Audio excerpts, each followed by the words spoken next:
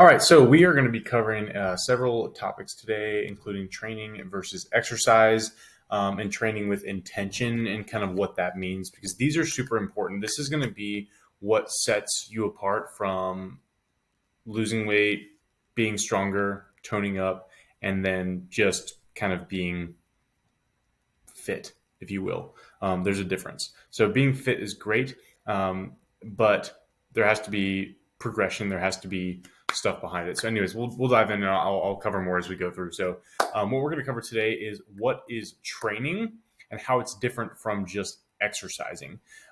When you should train and when you should exercise. How to moderate your intensity throughout your workout.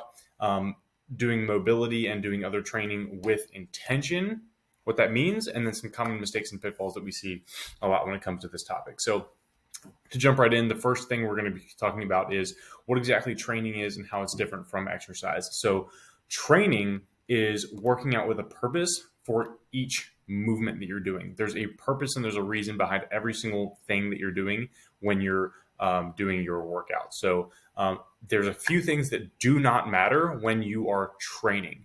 One thing that does not matter is how much you sweat. Another thing that does not matter is how many calories you burn or how high your heart rate gets. Those are not the things that we are worried about when we are training, because there's a purpose behind the movements that we're doing. Okay, it's not just going in there and just to sweat and to burn and to get the heart rate up. There's a different purpose behind it. Okay, so when you train, you are focused on sending a deliberate signal to your body to create a favorable change specific to your goal. So what that means is if your goal is to build your butt, right, to make your butt bigger and more round and more shaped and everything, when you go into the gym, you're not just going to squat just for the sake of getting your heart rate up. No, you're going to squat so that you feel your butt moving, you feel the muscle in your glutes, you take that adaptation, right, and you can feel the weight on you and you can feel your muscles moving that weight back up from the squat. It's a totally different feel than if you're just squatting for no apparent reason. So when you go in and you have the intention in your head of I'm squatting so that I can build my ass, there's a total that squat looks different than just going in for no reason, right? There's a purpose behind it, okay? Now, how is training different from exercise? Exercise is moving just to burn calories for no other reason than just to move to burn calories, right? So not all exercises are created equal, right? So running, kickboxing, lifting, yoga, all of that stuff are workouts. They're all types of exercise, but they all serve a very different purpose, right? When you perform your workouts, there should be a reason behind why you chose to do that. Okay, why did I go run today? Did I run because I want to increase my cardiovascular stamina and I want to actually get better at running? Or am I running just because that's easy to do? Like, there has to be that reason. So that's the difference between training and exercising. When you're training and you're running, you're training to get faster, to be able to run longer distance, to increase your stride, to close in your times, different things like that. Or you can go outside and you can just run until you're tired. That's the difference between training and exercising. Okay, so you can kind of tell which one is more beneficial to your body. However, there is a time and place to train, and there's a time and place to just exercise. Okay, so both training and exercises do have a place. So when you train, this is the scenario you should be in when you train. This is when to train. When you have a specific goal in mind, and when you're capable of being consistent with your workouts for an extended period of time. Not or. Both of these have to be true, okay? Because when you train, remember, there's a purpose behind it. There has to be a progression scheme, which we'll get into in later modules. But training is training with a goal and an intention in mind. So you have to be able to be consistent, and you have to have this specific adaptation and this specific goal that you want to see happening. That's when you should train, is when you're in that scenario. Now, when should you exercise? When you don't have a specific goal or you cannot commit to being consistent for an extended period of time. So what this would look like is when you're on vacation and you just want to stay active, that's a time for exercise. That is not a time to try and find a gym at the beach where you're going on vacation and get in there and do a purposeful, intentional training session. When you're on vacation, it's time to just stay active and just exercise, just to move. Okay. Another thing could be when you've hit your goal. Maybe your goal was to be 170 pounds. That was your goal, was to lose weight until you hit 170, right? You got to 170. So maybe you're going to take a month, 3 or 4 weeks, and you're just going to exercise for a while. You're just going to hang out. You're going to go into the gym and you're just going to do whatever feels comfortable to you with no real purpose or intention behind it. You just want to move. You just want to stay active. You just want to avoid injuries, things like that. There's no real reason behind doing what you're doing. That's also appropriate. Okay. But you don't want to stay in this exercise mode forever. You should be in training mode 75% of the time when you're doing your workouts, and you should be in exercise mode about 25% of the time. There is a time and place for both. Okay. So how to moderate your intensity for your workouts? You can tell which one should be intense and which one should actually that's not true. That's not the case, because you can moderate intensity for both. So anyways, to dive in, even if you're in training mode, you have to moderate your workouts based on how you feel. You cannot go into the gym and just try to set and break records every single time you're in there. Okay. Even if you have this specific goal of I want to build my butt, I want to shape my butt. Every time you go in, you're not going to be squatting more weight every time you go in. You're not going to be deadlifting more weight every single time you go in. There has to be a, moderation of that. Right. So, an example of this is when you should moderate your intensity. If you've been consistent for a few weeks, and then you start to notice, okay, I'm having some joint pain, I'm having some aches, right? I can kind of feel my body getting fatigued a little bit. That's when it's time to decrease the intensity a little bit. Maybe your next 2 workouts, you're going to go for 50% intensity. You're going to do the exact same workout that you normally would do, but you're just going to drop the intensity by 50%. You're going to allow your body to recover, but you're still going to go in and you're still going to practice those movements, which again, I'll get into in a second. If you're sick, apply the same rule. Hey, I'm sick. I want to move, right? But I need to moderate my intensity. Okay. If you slept like shit the night before, right? I don't feel great. I don't have a ton of energy. I slept 3 hours last night. I still want to stay on my plan. So I'm going to train today, but I'm going to go at 50%. Perfect place for that. Okay. A golden rule of this when it comes to intensity, a golden rule for this when it comes to intensity is you should feel better after your workout is over than when you started. When you start your workout, you might be a little groggy, might not have all the energy in the world. When you end your workout, you should feel exponentially better than when you started it. That's a telltale sign that you just had a great workout. Okay. If you feel like you just survived the workout, oh my God, that workout was so hard, it just kicked my ass. A lot of people will say that was a great workout. No, that was a terrible workout. If you walk out of the gym and you're I remember when I was teaching kickboxing classes, people would barely make it through. I mean, people would be at the end of class and they're just huffing and puffing, faces red, so sweaty. And then they're after the class, they're like, "Oh, Nick, that was such a great class. I almost died in there." That's a red flag. That is telling your body that's telling me that you took your body past an appropriate limit. Because guess what?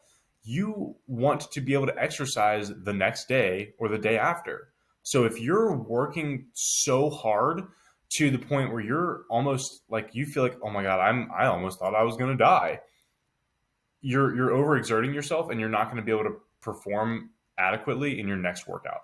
So the next time you do this workout, so if you go into a workout and you feel like, wow, that workout kicked my ass, I don't feel better after than I did before I started.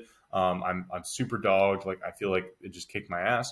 Then that the next time you do that workout, you should dramatically decrease the weight, add more rest periods, change your mindset when you go in, and don't go into it with this super intense mindset. That should be a telltale sign that I need to dial back a little bit. Okay. Kind of going along the lines of changing your mindset, when you go into the gym or not even if you're working out at home, right? When you do squats, when you do rows, when you do presses, when you do planks, when you do all these things, you should treat all these exercises like a skill. Okay, treat it like writing, treat it like accounting, treat it like anything that's like a skill. If you want to get better at a skill, then you're going to have to practice it frequently. Okay, so if you have 4 sets of 12 squats in your workout, right, your goal should be to get better at squatting, not just to do more weight or more reps. So you could you could go into that workout with the mindset of, okay, I've got 4 sets of 12 squats today. I'm just gonna get better at squatting today. I'm going to make my technique look really good. I'm going to do it without coming off of my heels. I'm going to do it with proper technique. Like that's the mindset you want to have in there. Why? Because if your overall goal is to lose weight, tone up, and be strong, let's just assume that that's probably your overall goal, right? If that's your goal, what is going to help you get to that goal fastest is being able to perform these workouts effectively. If you cannot perform a squat effectively, your progress will slow down and you won't build enough muscle in order to speed up your metabolism to lose weight. Because remember, at the core of losing weight, losing body fat, changing your body composition is having a fast metabolism. In order to speed up your metabolism effectively, you have to build muscle. And in order to build muscle effectively, you have to be able to work out and train effectively. So think about that. It's a chain reaction. If I can get better at squatting, that means I'm going to be able to squat more weight more effectively. My legs will grow. My whole entire body will build muscle. My metabolism will speed up, and therefore I will tone up. I will change my body composition, and I will lose body fat. It's a chain reaction, okay? And the exact same thing goes into mobility. So we've touched on mobility and why it's so important before, but there has to be mobility with intention, okay? So there is a difference between being mobile and just being flexible, okay?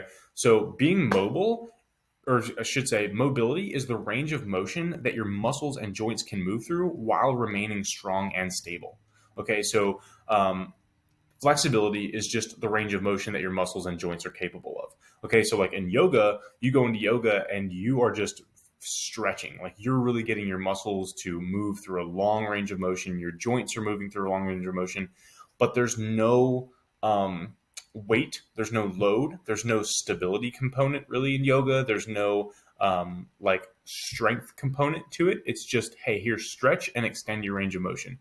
There is value in that, right? However, it is much more advantageous to you to be mobile than it is to be flexible. So you have to be flexible first, and then you can become mobile after that. So think about it this way, right? Like a baby is very flexible. You can take a baby's legs and you can put it behind its head, and you can, they do the splits and like, right? They're super flexible, but they're not strong or stable. They're super clumsy. If a baby can do a perfect squat and they can split their legs, right? But if you put weight on their back, they would topple over, right? So they're flexible, but they're not mobile. So in order to prevent injuries, be fit, be healthy, just completely eliminate all pain in your life, it's way better to be mobile than it is to be flexible. So I hope you understand the difference there, right? So what does mobility with intention mean, right? To get better at your exercises, you want to increase mobility, not just flexibility. And remember, getting better at your exercises, getting better at squatting, getting better at pressing, all of those things is going to lead to a faster metabolism, which will lead to more fat loss. So this is important. This is like step number 1, okay? So when you do mobility exercises, like your, Frogger stuff, your lizard with rotation, all of those mobility exercises, you want to focus on the joint and the muscle that is moving. Connect with this joint and this muscle mentally. Focus on flexing it and getting that muscle to have getting more and more control over that muscle. Okay, so when you go in and you stretch your hamstrings, right? Like you might be thinking about the dog, you might be thinking about whatever, just because you're stretching, right? But if you're doing mobility, you want to be super dialed in and super focused on what you're doing so that you connect with that joint, which is going to lead to more strength. Okay, don't just passively stretch. That only makes you flexible, but it makes you weak and unstable, which is going to lead to injuries. Okay. So the last little thing here is just a few common mistakes and pitfalls that we see. I kind of touched on it earlier, but when you're going into your workouts, you're trying to set new records and break records every time you go into your workout. It's not going to happen. You have to moderate that intensity and know when to train and when to exercise.